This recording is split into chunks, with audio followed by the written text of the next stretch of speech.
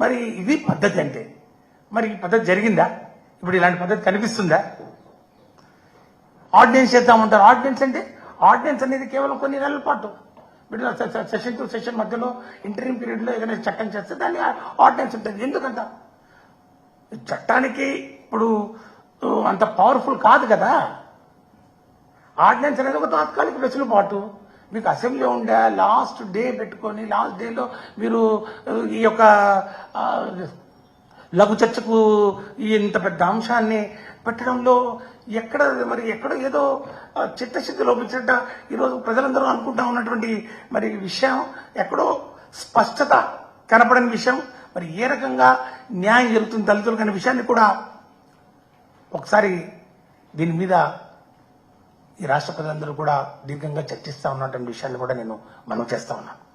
Rajiv Ranjan report ఇచ్చారు, మార్చి 15 ఇచ్చారు. మార్చి 10వ తారీఖున రిపోర్ట్ ఇచ్చినప్పుడు ఆ రిపోర్టు క్యాబినెట్ లో పెట్టారు. పెట్టిన తర్వాత ఆ రిపోర్ట్ పబ్లిక్ డొమైన్ ఎందుకు పెట్టలేదు? దాని మీద అందరూ చర్చించేవాళ్ళం కదా. ఏమైనా డౌట్లు ఉంటే దాని మీద మళ్ళీ దాని మీద క్లియర్ గా మనం ఒక స్పష్టత తీసుకొచ్చేవాళ్ళం కదా.